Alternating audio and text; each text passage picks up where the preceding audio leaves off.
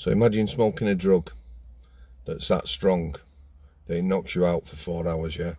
You're in a single cell in Strangeways prison. That's where I used to work, formerly known as HMP Manchester. 4 hours you're out. You've had a single spliff with spice in it. You're not someone who's used drugs in prison before. You've dabbled on the out, but never in prison. The regime is such, boredom, no time out of cell, that you've started using spice. You get up, you have a joint, it's dinner. You have your dinner, you have a joint, it's tea. Maybe watch a movie, have a joint, it's morning. Strong shit, easy to make, various recipes on the internet.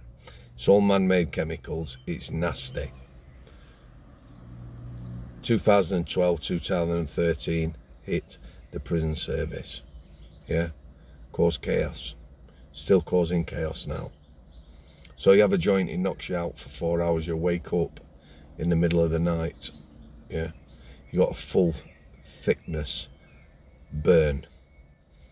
Because as you've fallen over, you've fallen towards the back of the cell. There's two pipes that run down the back wall or across the back wall, that's the heating. Hot water, 4 hours, out cold, laid on that with your forearm. Full thickness burn. Yeah, not woke up. Powerful stuff. You press the cell bell when you come round. Nurse come out, had a look, didn't send you to hospital.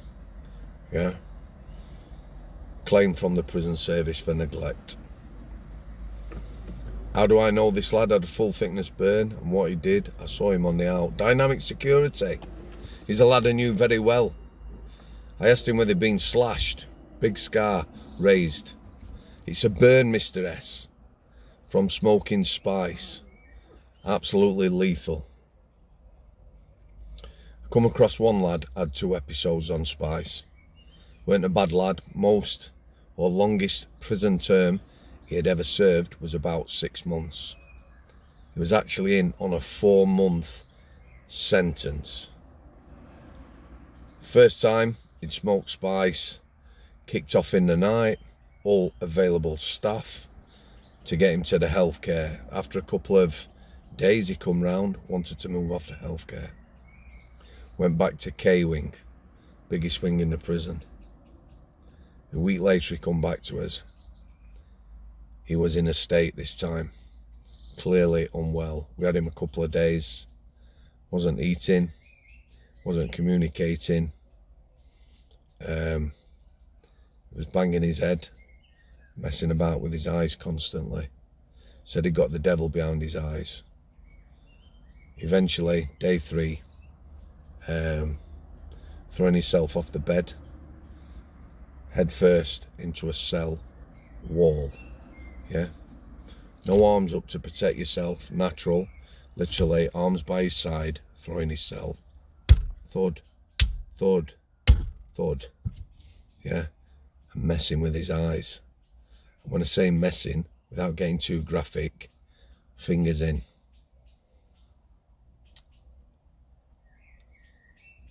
Very slow reaction from staff for me, but it's management led. That's no criticism of the staff that would eventually go in the cell and try and restrain this lad.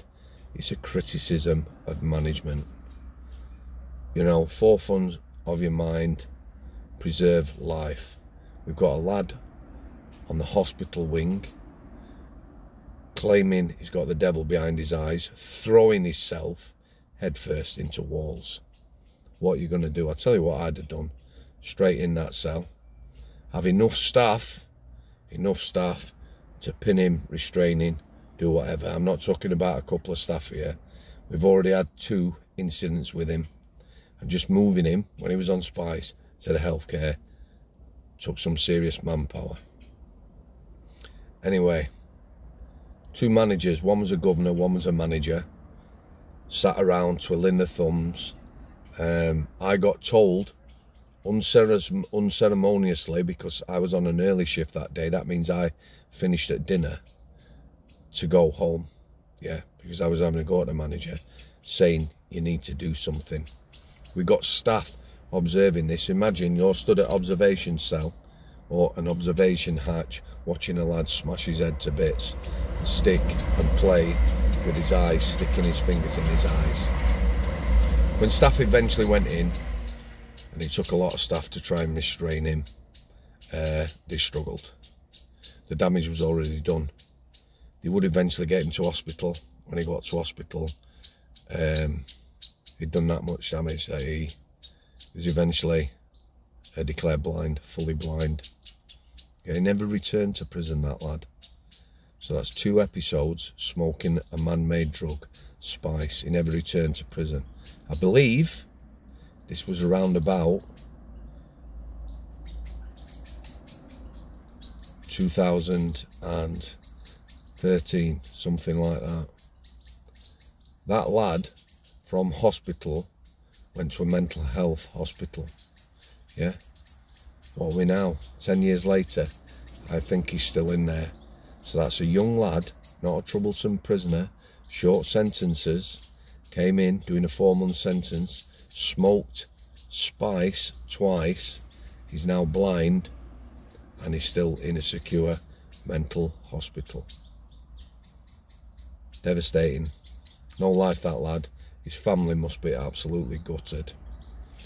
No legislating against that. Not blaming prison staff. You know, people who are smoking spice, they're going to continue smoking spice. No matter what the government do, they're never going to stop drugs going in prison. Full thickness burn, one of the lads I get on with. 4 hours, you know, laid on hot pipes, burning through your skin, never woke up. Dangerous stuff, spice. Really bad. Cheap, plentiful, causes damage. When it first hit the prison system, let me tell you now, it had an impact on the ambulance service. Because when they take spice, what happens to people? They'll throw a whitey, means they go white, pass out. Sometime later they'll come round, might be sick, and then they can become violent and unpredictable. Yeah.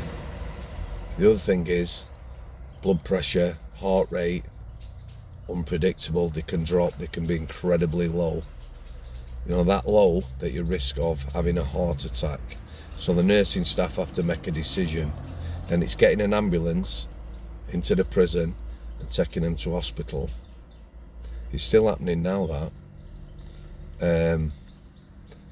There has been deaths from spice, been a lot of violence, a lot of bullying, people getting in debt. Shocking.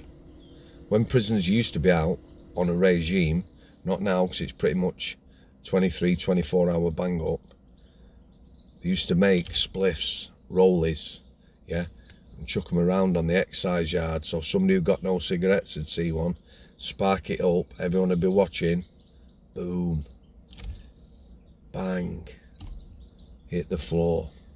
Yeah, plentiful, cheap to make. That's spice.